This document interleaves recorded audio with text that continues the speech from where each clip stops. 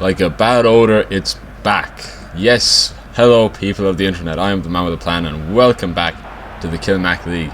The long-awaited wait is over, and we're back with a bang with Luis Figo. I must remember the players' names. It's been so long since I've actually looked at these, but these were recorded all the way back in 2020, and I really don't know what's happening, so we're all going to find out together, I guess. But I'm going to try and give you the most accurate commentary possible.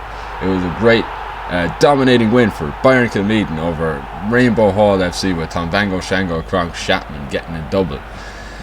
That 3-0 win and does keep Bayern Kilmac in the title race, but they are falling behind their competitors, so they would require a few other results to go their way. One of those results would be if Central United could slip up at home to Rathcormac Dynamos.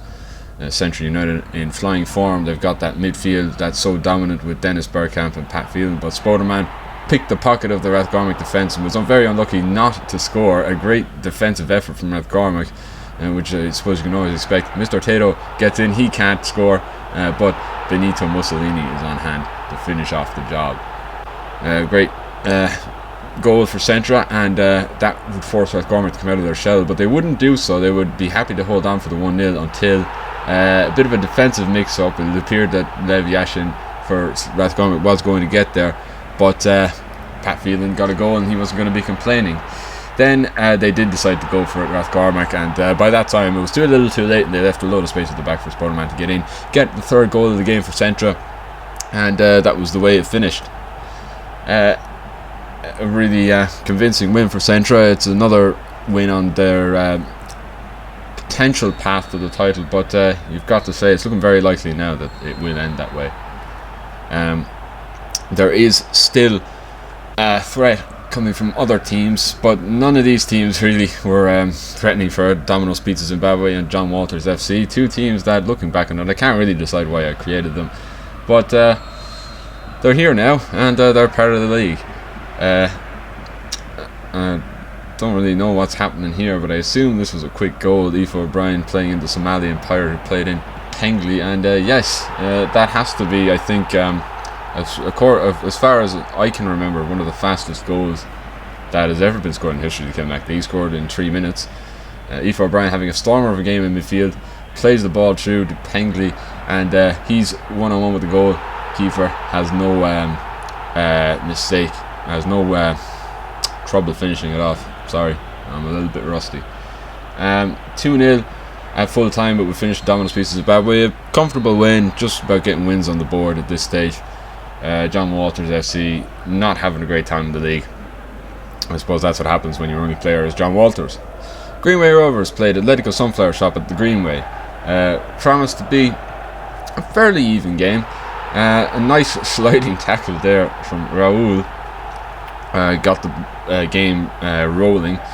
Atletico Sunflower Shop misery did not appear to be at its end, but Okwem Jonathan Shurimala played in Aidan Lunn, who fired into the top corner and gave the goalkeeper for Greenway Rovers, who I'm not sure who he is, no chance at all in getting to that one. It appeared that Atletico Sunflower Shop would be on course to their first win of the season when Okwem Jonathan Shurimala was in to score the second goal of the game for Atletico Sunflower Shop. Greenway Rovers would hit back.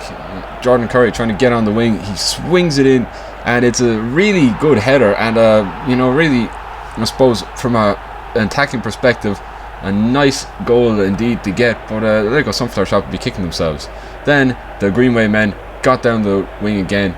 It's Niblov Kamblibnov, he plays it into Raul, and he almost completes it, and then he makes no mistake on the rebound.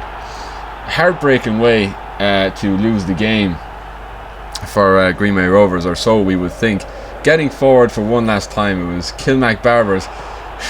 Played he set up Jody really nicely for the third goal of the game, but it's I have to say it's more than I expected from this game. Two very disappointing teams, but at least from the perspective of Atletico Sunflower Shop, it's not a loss. And now coming up, we've got Kiersey's United and Fire Station. One of the worst teams in the league again. But finally we get to talk about a good team again. Kiersey's United, again, well in the title race, but a win here would be required, with teams around them picking up points.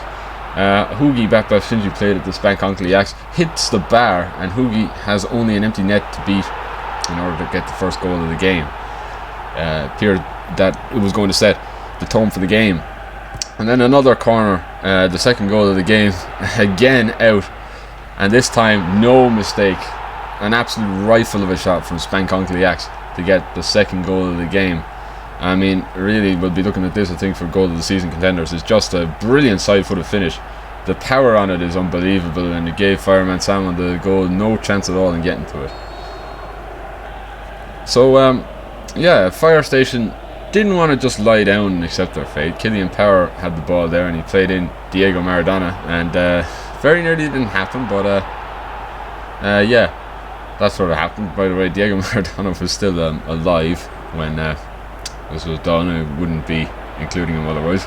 Hugi Bakbafshinji then got in and tucked the ball away into the side of the net, making it 3-1 to make the win appear a little bit more convincing for Kiersey's. To be fair, it was probably that convincing, but it was 2-1 for a large part of the game. So I suppose this puts a bit of gloss on it.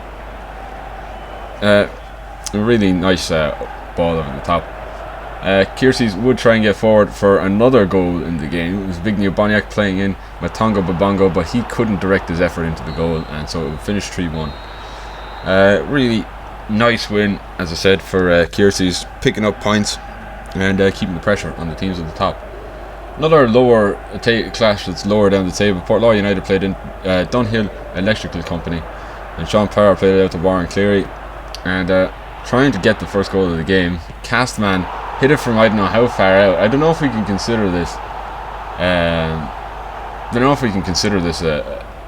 a goal of the season contender, because it did take a massive deflection on the way too, and the goalkeeper really should have done better. But again, more defensive trouble for Dunhill, and Warren Cleary scored the second goal of the game. Really, I suppose it's meaningless for both of these teams, but just morale. Bobby Charlton got in and scored for Dunhill. Really disappointing season for them. I would have expected them to do better with the players that they had available at their disposal. But look, that's just not the way it is. It will finish 2-1. Nice win, I guess, for Portlaw, but not much else. They're kind of moving up to mid-table, so as far as that's concerned, that's kind of nice to have. St. Dex Athletic and Kildisco Club de Football. Yeah, not much I can say about this one. The Brig, on his return to St. Declan's football, gets the only goal of the game. Really nice finish. A nice marauding run into the box, even though he has to pick the pocket of the defender. Valiant defending then from St. Declan's would mean it finishes a 1-0 win to them. Kildisco's misery continues. They haven't had much success in this league either. We've got St. Mary's hurling now with TFR Room 55. This is a game that I was looking forward to for a while. But it's a top of the table clash. It's nice to see Louis Power getting in there and finishes a lovely curling effort into the bottom corner of the net. With 13 minutes gone, it looked like that was going to be a really big boost for the hopes of Room 55, and it continued that way. Caelan Quinn played in lovely pass there, and brilliant teamwork, no one being selfish, and Louis Power gets his second goal of the game. So then looking for their third goal of the game, Dylan O'Brien, I think we can consider that for goal of the season. Really just rifled it in. I mean, it's just so far into that corner, there's no chance for the keeper to get there. Philip Lamb then tried to go on the run for St. Mary's to get something back, and Andrea Pirlo hits it into the bottom corner away, I should say, from Paul Casey, making it 3-1. This could have sparked a comeback for the hosts, and it certainly looked like that was the direction the game was heading in. Roberto Baggio then really, Paul should have done better there, but look, St. Mary's won't be complaining, they're hopping in their stadium. But they got forward again, Room 55, and a lovely pass from Caelan Quinn played in Louis Power, and he just slotted past. He's completed his hat-trick now, and well, you can have no complaints about that. So 4-2 it was looking like, but a back heel from Baggio again. I mean, this is really something. I don't know if Paul should have saved it, but maybe he would have been better off leaving that in just because it was so nice to look at. Room 55 Fishy then got forward and left it off to Scott Boger, and Scott, looking for someone to pass to, found Dylan O'Brien and got his second goal of the game. He had a really good game today, making it 5-3, and that's the way it finished. I mean, really, this has massive implications for the title race. It's a really huge result, especially from the perspective of Room 55. You know, you'd be talking about it positively, and it's quite something to look at. 5-3 it finished, a very entertaining game that lived up to its billing, but one more game to review before the week is out. Tesco Ballybeg Wanderers played AS Flahavens at the car park. Tesco Ballybeg Wanderers had a really good start to the season, but it appeared to be falling apart, especially when Teresa Keane nipped in to score the opening goal of the game for Flahavens at 77 minutes. Really, not the start that you want for your game, but a mistake. Thierry Henry allowed to get in and fire from well further out than he really should have, but yeah, it's rescued something from the game for Tesco. Anyway, I've been the man with a plan. Thank you for watching my videos. If you like this video, like and subscribe. Stay tuned for more Kilmac League action, because we are back in business, baby.